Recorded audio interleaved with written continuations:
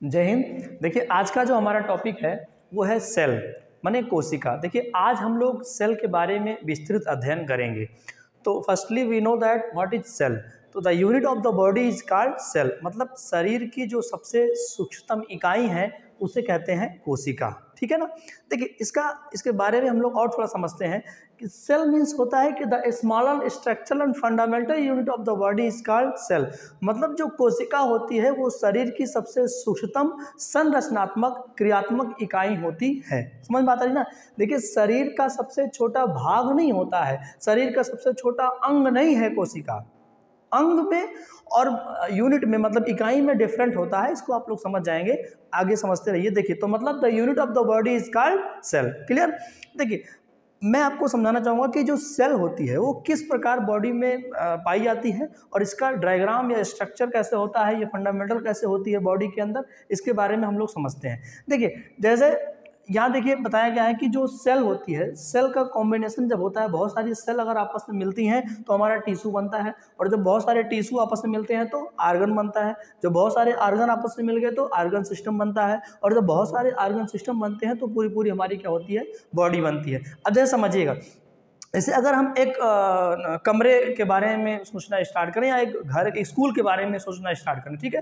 अब अगर स्कूल के बारे में सोचते हैं तो the smaller part of the school, the unit of the school, तो हम लोग कह देंगे कि वो ब्रिक्स से मिलकर के बना हुआ है, मतलब ईंट से मिलकर के बना हुआ है। ठीक है, ईंटों से मिलकर के बना। जब बहुत सारे ईंट आपस में मिल गए तो हमारा क्या बन गया, एक दीवार बनी कि नहीं बनी, एक हमारी दीवार बन गई, एक वॉल। बहुत सारे ब्रिक्स आपस में जुड़ गए, एक ब्रिक टू, ऐसे बहुत सारे जुड़ गए तो क्या बन गई, हमारी एक दीवार बन गई। और जब बहुत सारी दीवारें आपस में मिल गई तो फिर एक हमारा क्या बन गया, रूम बन गया, है ना। मतलब बहुत सारी दीवारें आपस में मिली तो कमरा बन गया। जब बहुत सारे कमरे आपस में अरेंज हो गए, मतलब 10th A 10th B 9th A 9th B, ऐसे बहुत सारे कमरे जब क्रिएट कर लिए गए तो पूरा पूरा हमारा एक स्कूल कैंपस का निर्माण हो गया। कौन बात आ रही ना। मतलब अपने स्कूल की अगर हम बात करते हैं तो स्कूल की जो यूनिट है वो क्या है, ईंट है। समझ में आता है ना। अब वो और बात है कि ईंट में और भी चीज़ें मिलाई जाती है तो जाकर के दीवार बनती है, लेकिन बेस जो उसका है वो ईंट ही है। तो मतलब जो सबसे स्मॉलर यूनिट है वो क्या है, ईंट है। किसका, स्कूल का। स्कूल की सबसे यूनिट क्या है, हो जाएगी ईंट। उसी प्रकार आपकी बॉडी की जो यूनिट होती है वो क्या होती है, सेल। तो the unit of the body is called cell. और सेल जब बहुत सारी आपस में मिलती क्या बनता है, टिश्यू मिलते हैं बहुत सारे आपस में तो आर्गन मतलब अंग बनता है, अंग मिलते हैं मतलब ऑर्गन सिस्टम बनता है, अंग तंत्र बनता है। अब जब अंग तंत्र मिलेंगे मतलब बहुत सारे आर्गन सिस्टम मिल जाएंगे तो पूरी पूरी हमारी जो है बॉडी स्ट्रक्चर मतलब बन जाता है। क्लियर है ना। चलिए आगे हम लोग समझते हैं। देखिए जो कोशिका होती है सेल, इसका नॉर्मल नेम जो होता है वैसे हम लोग कहते हैं उसको सेल कहते हैं, लेकिन जो इसका बायोलॉजिकल नेम होता है उसे साइटो कहते हैं। क्या कहते हैं, साइटो। साइको नहीं, साइको माने पागल। इसका जो नाम होता है, बायोलॉजिकल नेम जो होता है वो साइटो होता है। और इसका जो अध्ययन हम लोग करते हैं, कोशिका का अध्ययन जिस भी शाखा में हम लोग करते हैं उसे कहते हैं साइटोलॉजी। ठीक, इसको हम लोग साइटोलॉजी में स्टडी करते हैं। क्लियर। तो कोशिका का अध्ययन साइटोलॉजी, इसका बायोलॉजिकल नेम साइटो। क्लियर है। देखिए आगे समझते हैं कि इसकी खोज किसने किया है। कोशिका की खोज सबसे पहले किसने किया, सेल के बारे में सबसे पहले किसने बताया। तो इसके जो खोजकर्ता हैं, जो इनके आविष्कारक हैं वो कौन है भैया, रॉबर्ट हुक साहब। रॉबर्ट हुक जी ने कोशिका के बारे में सबसे पहले बताया। लेकिन इन्होंने जिस कोशिका के बारे में बताया था वो कौन सी कोशिका थी, वो डेड सेल थी, मतलब मृतक कोशिका के बारे में। अब चाहे मरी हो चाहे जिंदी हो, लेकिन बताया तो है हुक जी। तो इसीलिए जो रॉबर्ट हुक हैं वो कोशिका के खोजकर्ता कहे जाते हैं। समझिए, तो मरी हुई कोशिका के बारे में किसने बताया, रॉबर्ट हुक जी ने बताया। उसके बाद जीवित कोशिकाओं के बारे में सबसे पहले बताया था ल्यूवेनहॉक जी ने। क्लियर। मतलब ल्यूवेनहॉक पहले ऐसे वैज्ञानिक हैं जिन्होंने लिविंग सेल के बारे में सबसे पहले बताया। तो अगर पूछेगा कि जीवित कोशिकाओं के जनक कौन कहे जाते हैं तो ल्यूवेनहॉक, अगर मृतक कोशिकाओं के जनक कौन कहे जाते हैं तो रॉबर्ट हुक, केवल कोशिका के जनक तो रॉबर्ट हुक। क्लियर है। 3 तरीके के क्वेश्चन आता है, आगे समझिएगा। देखिए कोशिका का सिद्धांत दिया गया, कोशिका की खोज तो रॉबर्ट हुक ने दिया, लेकिन जो प्रिंसिपल ऑफ सेल निकल के आया, जो कोशिका का सिद्धांत आया, उसको बताने वाले जो पहले वैज्ञानिक हैं वो हैं Schleiden and Schwann. Schleiden and Schwann वैज्ञानिक मिल करके कोशिका सिद्धांत के बारे में सबसे पहले बताए हैं। तो प्रिंसिपल के बारे में पूछेगा अगर कि कोशिका सिद्धांत को किस साइंटिस्ट ने बताया, तो आपको आंसर देना होगा स्लाइडन एंड सॉन ने। क्लियर है। अब देखिए हम लोग समझते हैं कि कौन सी कोशिका बॉडी, मतलब आप ह्यूमन बॉडी में अगर देखा जाए तो ह्यूमन बॉडी में किस जगह की कोशिका सबसे ज़्यादा बड़ी होती है, किस जगह की सबसे ज़्यादा छोटी होती है, कहाँ की सबसे ज़्यादा लंबी होती है, इन सब चीज़ों के बारे में हम लोग एक एक करते पढ़ते हैं। तो ह्यूमन बॉडी है, ह्यूमन बॉडी का मतलब जैसे हम लोगों का जो स्ट्रक्चर, बॉडी का स्ट्रक्चर देख लीजिए, तो ह्यूमन बॉडी में सबसे जो स्मॉल सेल होती है, मतलब सबसे छोटी कोशिका होती है, सबसे न्यूनतम जो कोशिका होगी वो कहाँ पाई जाती है, स्पर्म में। ठीक, जो नर के शुक्राणु होते हैं स्पर्म में सबसे छोटी कोशिकाएं पाई जाती हैं। और कहेगा सबसे बड़ी कोशिका कहाँ पाई जाती है ना, मतलब ह्यूमन में, मतलब मानव के शरीर में सबसे बड़ी कोशिका कहाँ पाई जाती है, तो ओवम में पाई जाती है, मतलब अंडाणु में पाई जाती है, अंडाशय में। ठीक है ना, तो ओवम में पाई जाती है सबसे बड़ी लार्ज जो सेल्स होती। और अगर पूछेगा सबसे लंबी कोशिका कहाँ पाई जाती है, देखिए बड़ी में और लंबी में डिफरेंट होता है। लंबी कोशिका कहेगा, लंबी का मतलब ये लंबापन, जैसे ये देखो लंबा, मतलब क्या बताया आपको, जैसे लंबापन का मतलब ये लंबाई दिखाई जाए, और बड़ा का मतलब ये एरिया उसका दिखाया जाए, कितने एरिया से। लाल किला बहुत बड़ा है ना, कुतुब मीनार बहुत लंबा है, समझ रहे हो। तो लंबा का मतलब ये और बड़ा का मतलब ये।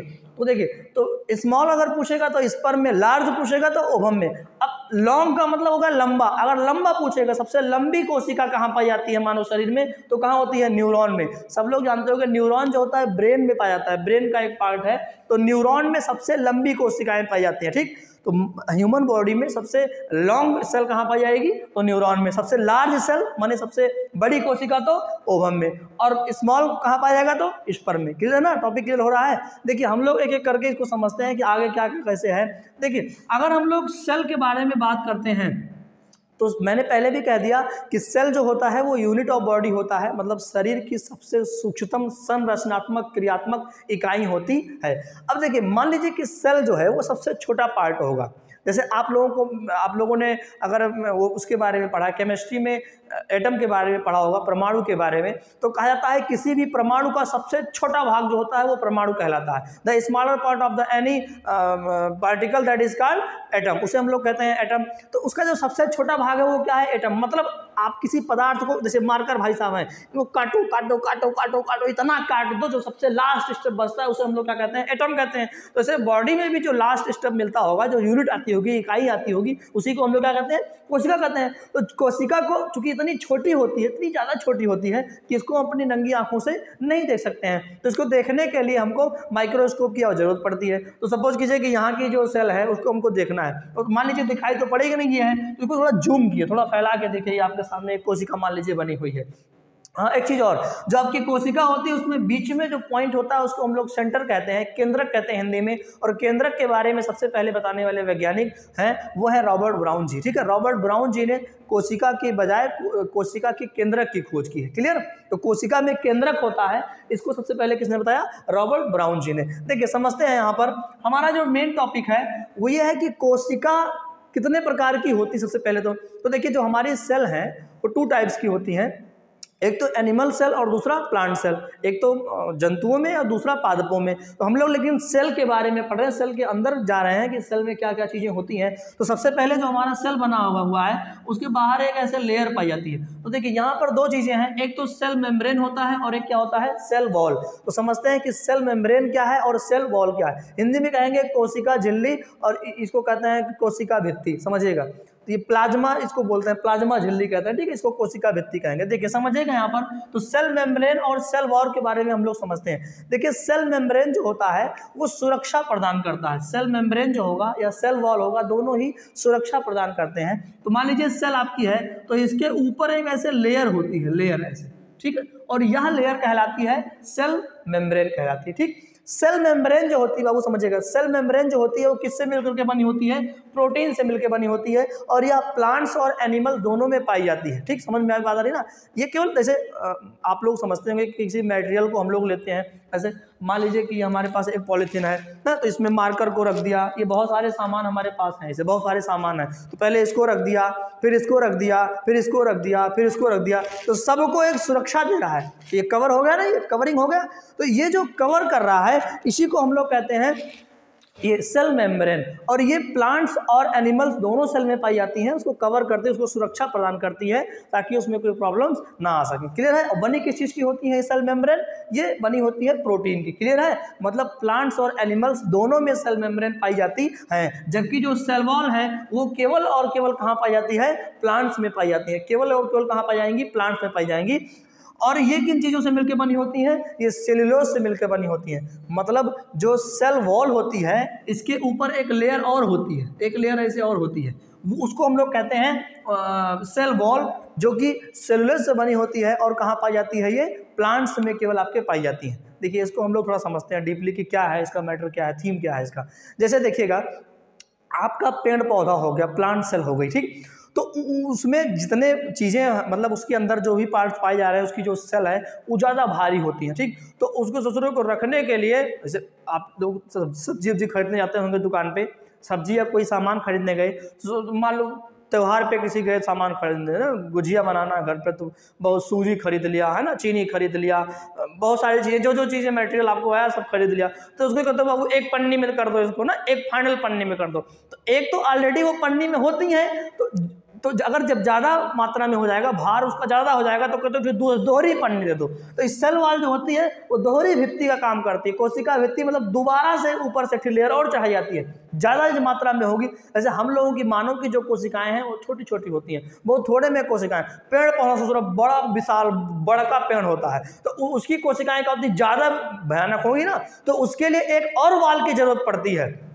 ये जो मेम्ब्रेन है वो आपका एनिमल में भी होता है और प्लांट में भी होता है। मतलब हमारे अंदर भी सेल मेम्ब्रेन पाई जा रही है और हमारे प्लांट्स में भी पाई जाती है। हमारे गधा में पाई जाएगी, भैंस में पाई जाएगी, सूअर में पाई जाएगी, हर जगह पाई जाएगी, मछली में पाई जाएगी, ये है ना, मतलब एनिमल्स में भी प्लांट्स में भी। लेकिन जो सेल वॉल होता है वो ओनली कहाँ पाया जाएगा? प्लांट्स में, केवल और केवल पौधों में। क्योंकि पौधों की जो कोशिकाएं होती हैं वो मानव की अपेक्षा या और जो जंतु की अपेक्षा क्या होती है? ज़्यादा बड़ी होती है। तो उनको रखने के लिए दूसर की पन्नी की जरूरत पड़ेगी। बताया ना मैंने, थैला दूसरा बाबू दूसरी पन्नी लगा दो तो फट जाएगी, समझ में आ रही ना। तो इस तरीके से जो कोशिका है वो उसकी बाहरी परत को हम लोग कहते हैं सेल मेम्ब्रेन, है ना। अब वो चाहे प्लांट्स में हो चाहे एनिमल्स में हो, लेकिन एनिमल्स में क्या होता है, सॉरी प्लांट्स में क्या होता है कि एक और लेयर होती है ऊपर से, एक और भित्ति होती है जिसे हम लोग सेल वॉल कहते हैं। और ये बनी किस चीज़ की होती हैं? सेलुलोज की बनी होती है। और ये हमारा सेल मेम्ब्रेन किसका बना होता है? प्रोटीन का। देखिए जो सेल वॉल का मैटर है ये सेलुलोज से मिलकर के बनी होती हैं। देखिए हमारे शरीर के ऊपर देखिएगा, हम लोगों का क्या होता है बाबू, देखो ये जो हमारा बॉडी है, ये जो थोड़ा इसके ऊपर जो लेयर बनी हुई है, सेल के ऊपर जो लेयर होती है इसको कहते हैं सेल मेम्ब्रेन। तो यहाँ सेल मेम्ब्रेन है, ठीक। लेकिन हमारे अंदर क्या नहीं पाई जाती है? Cell wall. तो हम लोग ससुरा क्या करते हैं? कपड़ा वपड़ा पहन लेते हैं। जो ससुरा देखो खूब ठंडी उंडी लग रही, मार पूरा साट लिए, एकदम पकड़ लिया, है ना, पहन लिए। तो जब हम लोग कपड़े पहनते हैं तो जो हमारा कपड़ा है वो कपास का बना है, और कपास में पाया क्या जाता है? सेलुलोज। क्लियर? तो कपास भी तो सेलुलोज से बना हुआ है। ये जो कागज देखते हो, कागज वागज देखते हो बाबू, कागज जो है बना होता है पेड़ पौधों का ही जो बनता है, तो कागज में क्या मिला होता है? सेलुलोज। नोट आप जानते होंगे, नोट रुपया रुपया गिनते हो, नोटिया करेंसी बोलते हो ससुरा, कड़ी कड़ी नोट होता है, वो किस चीज़ की बनी होती है? सेलुलोज की मिलकर बनती है। समझ में आ रही है ना। तो सेलुलोज से मिल करके ये सारी चीज़ें आपकी बनती हैं। और जो है सेल वॉल हमारे भीतर नहीं पाया जाता है, इसीलिए हम लोग सेलुलोज के कपड़ों का इस्तेमाल करते हैं, पहनते हैं, जिससे हमारे शरीर को सुरक्षा प्रदान हो सके बाहरी आवरण से। क्लियर है ना। आगे हम लोग समझते हैं थोड़ा सा इसके बारे में कि ये माइटोकॉन्ड्रिया ग्लूकोज माइटोकॉन्ड्रिया क्या होता है पार्ट्स में, इसके बारे में हम लोग विस्तृत अध्ययन करेंगे। मिलते हैं अगली क्लास में। जय हिंद।